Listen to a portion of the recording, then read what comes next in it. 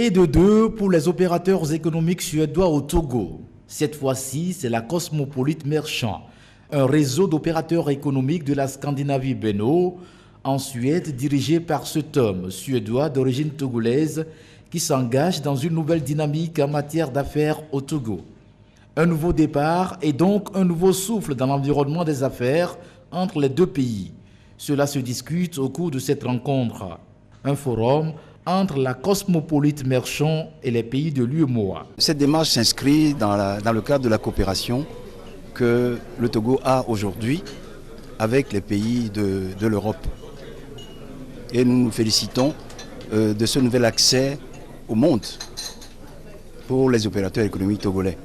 Les Suédois sont venus explorer les voies et moyens que nous avons ici au Togo pour que la coopération internationale, à travers ce que nous faisons dans notre pays, soit relevée.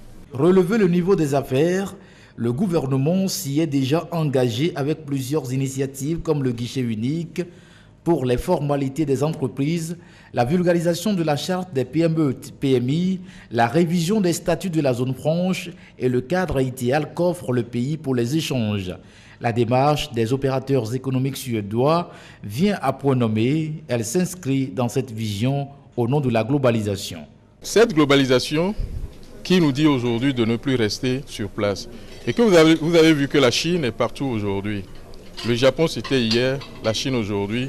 Et je nous dis que le prochain c'est la Suède. Et c'est dans ce cadre-là que nous sommes en train de sortir pour aller vers les pays en voie de développement et surtout les pays que nous voyons qui sont en construction. Pour joindre l'acte à la parole, un accord de coopération a été signé entre la CCIT et les opérateurs économiques suédois, qui décident d'ailleurs par ce biais de faire du Togo le centre de la mise en œuvre de leur projet. La visite concerne les pays de l'UEMOA et le Togo est le pays que nous avons privilégié.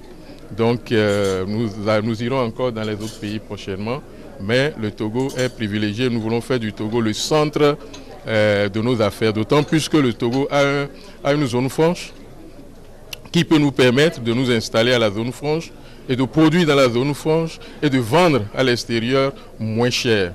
Les deux pays disposent de 3 jours pour asseoir définitivement cette coopération et après. Donc ce qui est noté, comme vous l'avez déjà dit, c'est que sur le plan personnel, que vous m'avez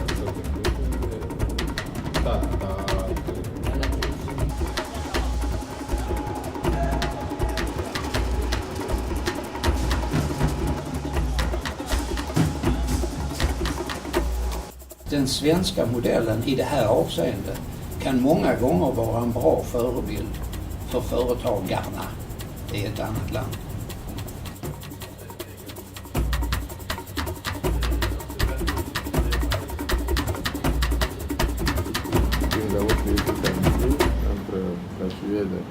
Nous sommes un cadre qui va vers la promotion, mais c'est l'industriel ou l'investisseur qui dit je prends ça et j'investis dedans. Nous allons le suivre, nous allons l'accompagner, lui faciliter le travail. C'est un peu notre rôle.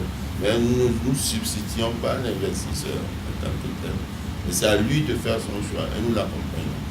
Merci, merci.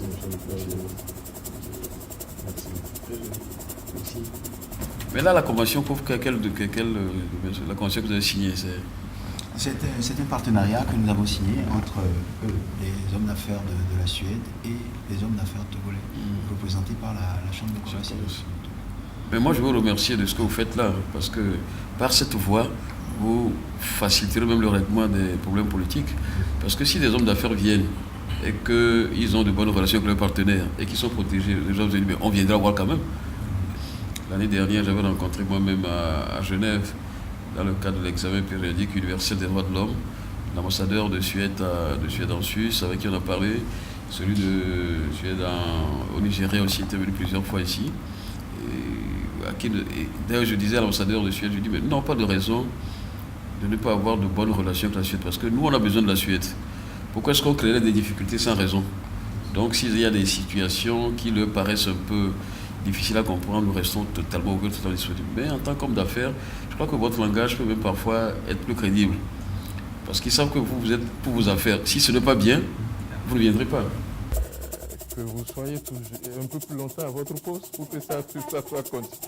Nous n'avons pas les moyens de la Suède, mais je suis sûre que si on rentre en relation, la Suède aussi trouvera des petites choses au Togo à importer chez eux. C'est ça. Et ça sera aussi un moyen de visibilité du Togo. Voilà.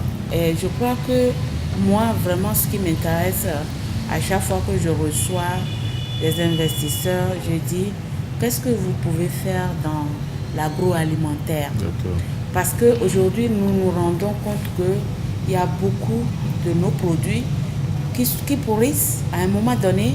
Si on prend le cas des mangues, on prend le cas des ignames, à un moment donné, on a des périodes où on a beaucoup de production. Comme on n'arrive pas, on n'a pas les moyens vraiment efficaces de conservation, ça se gâte, on jette. Alors qu'on aurait pu les transformer pour les périodes de soudure. Donc je crois qu'il faut y réfléchir. Si on a les moyens d'investir dans l'agroalimentaire de transformation ou de conservation de ces produits-là, je crois que ce serait une bonne chose pour tout le pays. Maintenant, il appartient à l'avenir proche dont ils nous ont parlé, de déterminer quand les bénéfices viendront. Mais ce que nous savons, c'est que nous avons des accords basés sur une coopération gagnant-gagnant entre la Suède et le Togo. Avec cette rencontre, le Togo sera désormais dans le cœur des Suédois pour un partenariat gagnant-gagnant.